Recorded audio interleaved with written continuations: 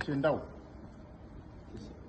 C'est ça. Ah oui, merci, excusez-moi, je n'avais pas pris. Bonjour à tous. Parler d'un futur paisible, c'est reconnaître que le présent est bien trouble et que les perspectives d'avenir sont sombres. Cela est bien plus évident que nous sommes dans le compte à rebours pour l'agenda 2030, sans presque aucun espoir pour l'atteinte des objectifs du développement durable. Pour étayer mon propos, je citerai quelques éléments de l'état des lieux actuel sans que cela ne soit exhaustif.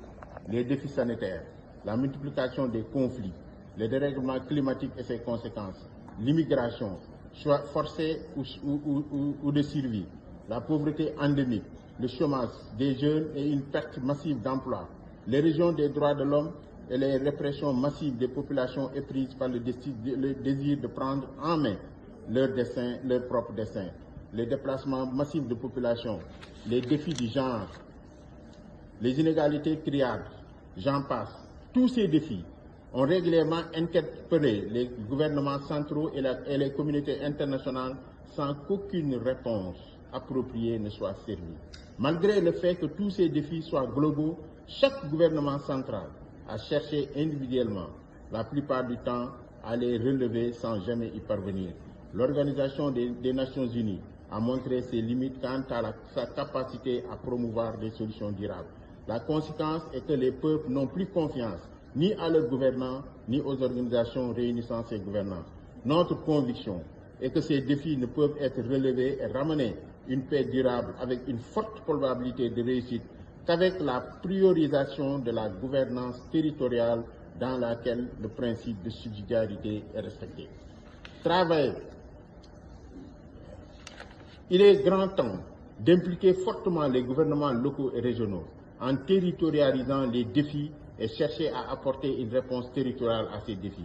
Il urge ainsi à cet effet de privilégier les solutions territoriales pour relever les défis globaux. Les conflits actuels sont plus le fait des États et leurs gouvernants que le fait des peuples. La localisation des R&D dans les territoires et leur intégration dans les documents de planification locaux et régionaux doit être soutenue et fortement encouragée. Pour cela, des soutiens financiers doivent leur être apportés. Les notions de sécurité alimentaire, souveraineté alimentaire doivent être globales et non étatiques. Travailler ensemble pour que l'humanité soit sécurisée alimentairement, au lieu que chaque pays cherche sa propre sécurité alimentaire. Partir des potentialités de chaque territoire pour bâtir une sécurité alimentaire mondiale. Les territoires doivent être encouragés à s'approprier la lutte contre le réchauffement climatique. Il suffit de mettre les moyens nécessaires. Travailler pour que les peuples se connaissent mieux, au lieu de les renfermer dans les frontières sans échange ni communication. Les organisations faîtières des gouvernements locaux, régionaux, Orifugar, CGI Région 4, pour ne citer que cela, doivent être soutenus financièrement par les Nations Unies pour leur permettre de jouer le rôle que l'ONU joue pour les nations entières.